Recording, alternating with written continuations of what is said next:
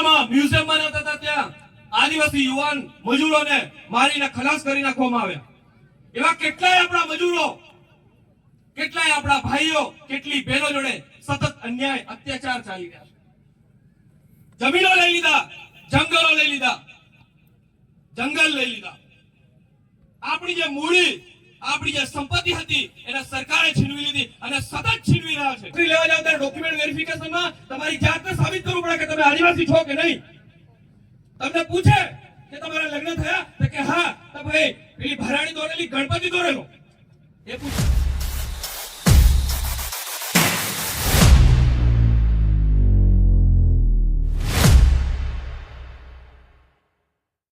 બીજો કોઈ નહીં કરી શકે. એનું કારણ કે આ દેશ, આ ધરતી નો મૂળ માલિક એ આદિવાસી છે. અહીંયા ભગવાન નહોતા પેદા થયા અને ભગવાનના બાપ પણ પેદા નહોતા થયા. કોઈ ધર્મ નહોતો પેદા થયો અને કોઈ સંપ્રદાય પણ નહોતો પેદા થયો. એના પહેલાથી જે રહેવા વાળો છે એ આદિવાસી છે. અને શું કે કર્યાટી કરીને કે આ દેશ અમારો છે અને અમે લઈને રહેશું. અબુઆ રાજ, અબુઆ દેશ,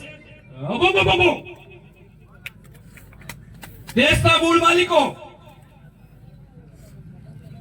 વર્ષોથી જયારે આવ્યા અને જયારે સુપ્રીમ કોર્ટ પણ 5 જાન્યુઆરી 2011 ના સુપ્રીમ કોર્ટના ચુકાદામાં એવું કહે છે કે આ દેશનો અસલી માલિક તમે છો.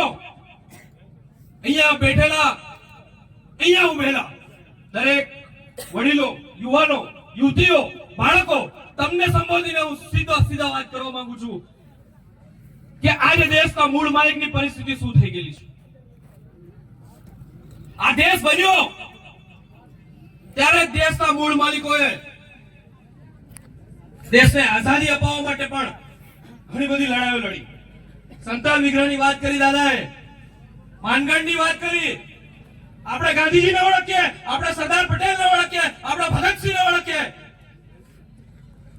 પરંતુ આખા ને આખા કબીલા, આખા ને આખા ગામ, આખા ને આખા સમુદાય દેશને આઝાદી અપાવવા માટે લડી અને મરી ચૂક્યા. જે લોકોએ ખૂનની નદીઓ વહાવી નાખી, એ લોકોની ક્યાંય પણ ગણના નહીં કરવામાં આવી.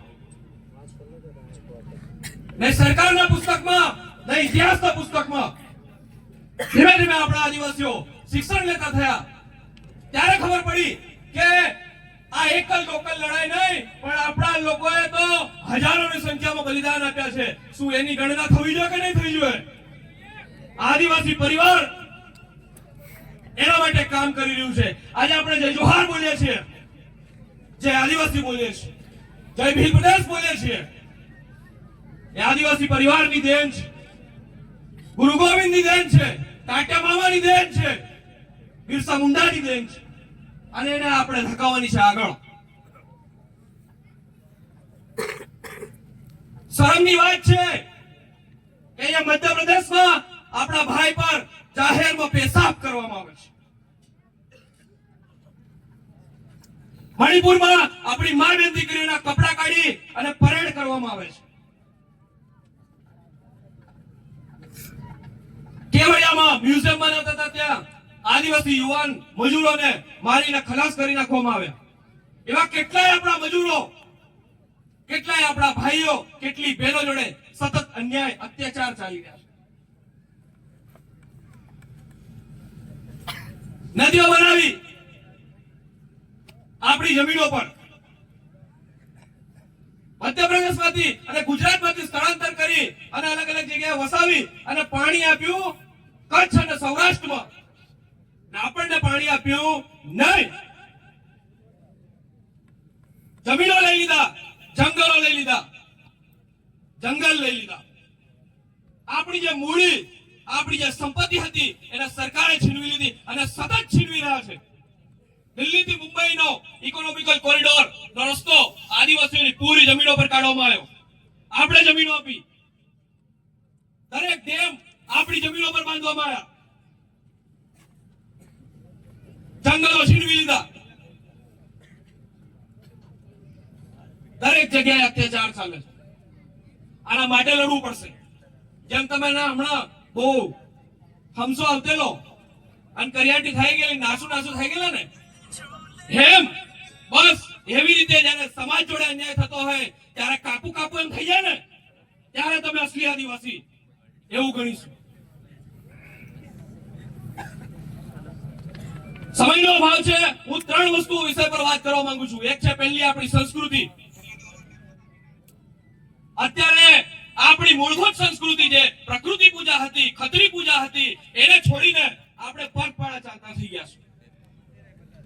તમને જાણીને નવાઈ લાગશે, આશ્ચર્ય થશે કે મારા ઘરે અત્યારે ઝાપા પૂજન ચાલતું હતું. સવારમાં આખું ગામ મારા ઘરે બેઠેલું, પરંતુ એક કામ છોડી અને હું અહીંયા વાત કરવા આવ્યો શેની? સંસ્કૃતિની. કારણ કે મારા ઘરે ઝાપા પૂજવામાં આવે છે, પણ કેટલાક લોકો પગપાળા જાય છે. એ લોકોને રોકવા પડશે. એ લોકોને કહો કે તમારે ત્યાં ઝાપા પૂજન થાય છે. એ લોકોને કહો કે તમારે ત્યાં ભરાડી થાય છે, ધાર નાખે છે, ગુંદરું કરે છે, જાતર કરે છે. આજનો યુવાન એ સંસ્કૃતિને ભૂલી ચૂક્યો છે. અલગ અલગ ધર્મ સંપ્રદાયમાં જોડાઈ ગયો છે, પગપાળા જાય છે. યુવાનીમાં જેને કલમની જરૂર છે, જેને સંવિધાનની જરૂર છે, જેને કોમ્પ્યુટરની જરૂર છે, એ ક્યાં જાય છે? પગપાળા. એવા અલગ અલગ વ્યસનો ચાલુ કરી દીધા. તમને જે હક અધિકારો મળ્યા છે એ બધા તમારી સંસ્કૃતિના કારણે છે, કોઈ ધર્મના કારણે નથી. 5મી અને 6ઠ્ઠી અનુસૂચિના અધિકાર તમને તમારી સંસ્કૃતિ માટે મળ્યા છે. રૂઢિગત ગ્રામ સભાના અધિકાર તમને તમારી સંસ્કૃતિ માટે મળ્યા છે. 73AA ની જમીનોના સંરક્ષણના અધિકાર તમને તમારી સંસ્કૃતિ લીધે મળ્યા છે. શિક્ષણમાં, નોકરીઓમાં, રાજકારણમાં આ બધા અધિકારો તમારી સંસ્કૃતિના લીધે મળેલા છે, કોઈ ધર્મના સંપ્રદાયના કારણે નથી મળેલા. અને એ સંસ્કૃતિને જ્યાં સુધી વળગી રહેશું, જ્યાં સુધી ટકાવી રહેશું, ત્યાં સુધી આદિવાસીનું અસ્તિત્વ રહેશે. જે દિવસે આપણી સંસ્કૃતિ ખલાસ કરી બેસીશું, ભૂલી બેસીશું, ત્યારે આ બધા જળ, જંગલ, જમીનના અલગ અલગ પ્રકારના શિક્ષણોના, રાજકારણના, શિક્ષણના આ બધા અધિકારો ગુમાવી બેસીશું. ગુજરાત સરકારે અત્યારે નવો કાયદો લાવી છે, એફિનિટી ટેસ્ટ. એમાં તમારે તમારી જાતને નોકરી લેવા જાવ ત્યારે ડોક્યુમેન્ટ વેરિફિકેશનમાં તમારી જાતને સાબિત કરવું પડે કે તમે આદિવાસી છો કે નહીં. તમને પૂછે કે તમારા લગ્ન થયા તો કે હા, તો ભાઈ પેલી ભરાડી દોરેલી, ગણપતિ દોરેલો, એ પૂછે.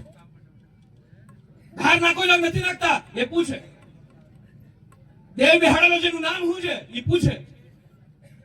કેટલી પૂજા પદ્ધતિઓ કરી રહ્યા છો, કેટલી ચાલુ છે, એ પૂછે. અને એ સાબિત થાય તો તમને નોકરી મળશે, તો તમને શિક્ષણમાં આરક્ષણ મળશે.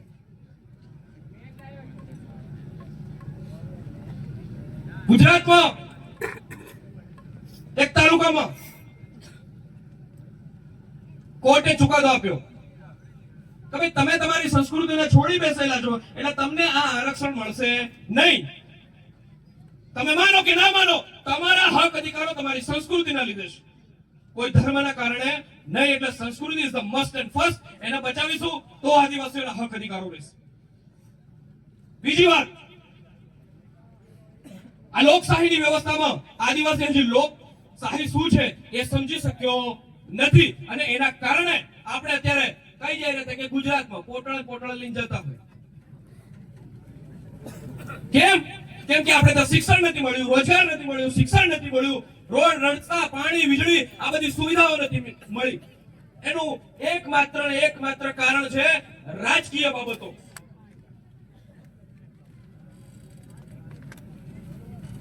મધ્યપ્રદેશમાં અત્યારે નવા વિધાયક કમલેશ્વર ડોડિયા સાહેબ,